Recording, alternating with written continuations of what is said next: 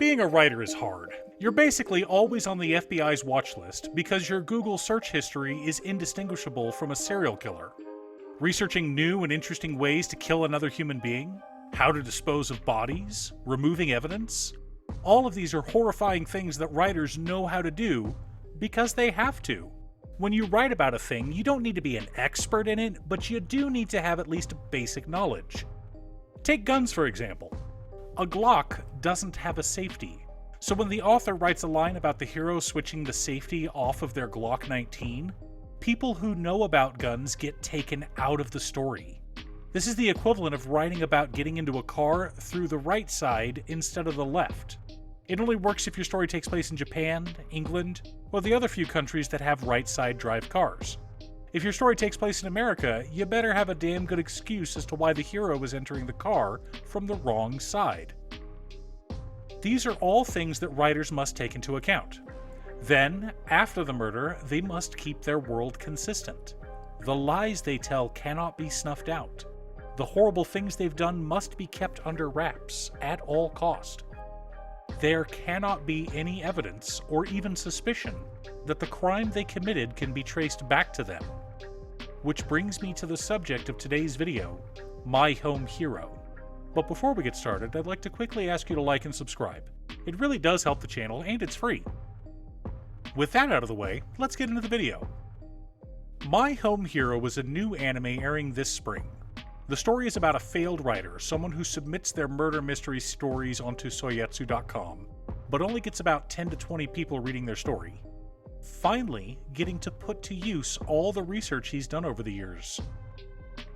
Tetsuo Tosu is a 47-year-old salesperson working for a toy manufacturer.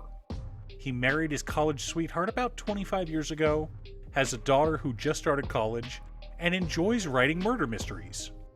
Though his daughter is a bit rebellious and takes full advantage of her doting father, there's nothing strange or unusual about their family. One day, while having their weekly lunch together, Reika, his daughter, shows up with a mask and sunglasses on. He teases her about becoming an idol and she waves him off. When she finally does take off her disguise, revealing the one thing that a father never wants to see, bruises on his daughter's face.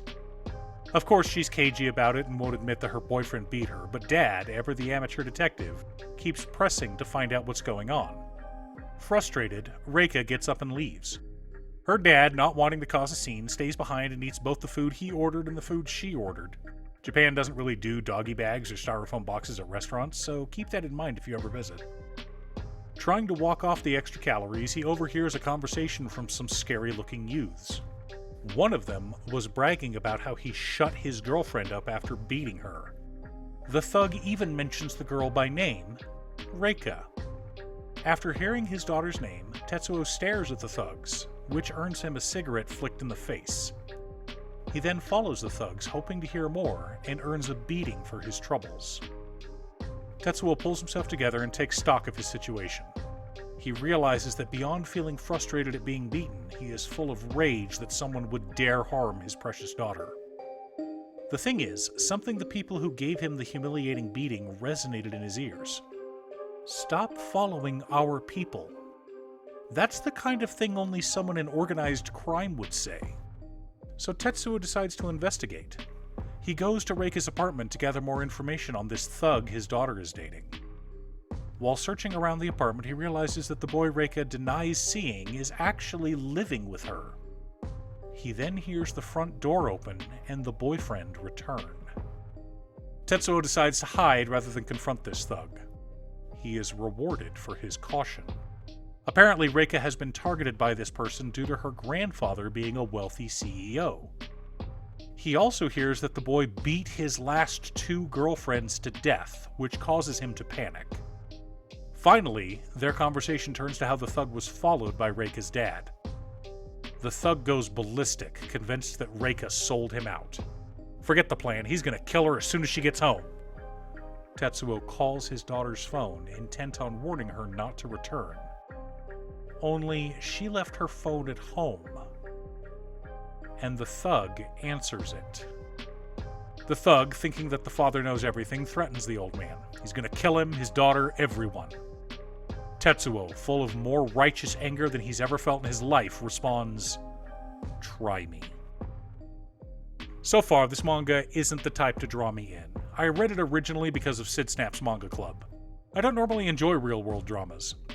I like fantasy and some cute romance to help break things up. But the finale of Chapter 1 and the beginning of Chapter 2 hooked me. Minor spoilers for what will probably be the end of Episode 1 of the anime, maybe the beginning of Episode 2. If you want to avoid spoilers, jump to the timestamp below. Tetsuo's wife Kasen comes through the door and finds her husband over the thug boyfriend's corpse. Blood is covering the floor, spewing out of the cracked open skull of the dead boyfriend, and a broken rice cooker also stained in blood. Kaisen is obviously in shock, as anyone would be, but she doesn't scream, doesn't freak out and yell at her husband, doesn't threaten to call the cops. These two have been married for 25 years. There is so much love and trust that's built over a marriage that lasts that long. So she asks him, "What can I do to help?" That line right there is what hooked me to the series. We've got a real relationship between a husband and a wife. If my wife ever found me over a dead body, she'd be shaken up, sure, but she'd trust me enough to know that I'd have a very good reason for killing someone.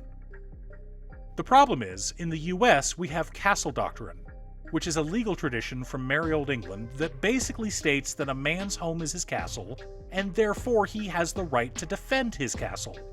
This extends to his family as well. So in the United States, if I could prove in court that I was defending my family or myself from a verifiable threat, I wouldn't go to prison. Sadly, Japan has no legal justification for murder, not even self-defense. So what is Tetsuo to do? If you want to find out, you'll have to wait for the anime to air this April. Thanks for tuning in. Once again, a huge shout out to my editor Cute Stuff. I couldn't make these videos without her. If you'd like to hire her to edit your own videos, there's a link to her Fiverr page below. If you're looking for ways to support the channel directly, you can head on over to patreon.com/Danon. There are several tiers to choose from. You could pick an anime or manga for me to do a video about, or you can join our monthly manga club. If you're looking for Commander content, I split my channel last year, so all new Commander videos are over on my other channel, Commander by Danon. I also wanted to give a quick shout out to all of my patrons: Waffles, Jiraiya, Muffins, Marcus, Phoenix of Ice, Squishy, Brett, Roxy, Brian, Josh, Sean, Olton, Richard, Pog Zombie, Ing, and Michael. You guys are awesome. I post anime or manga videos often, or you can click here to watch additional videos. Again, thanks for watching, and I'll see you all again next time on Musings by Danon.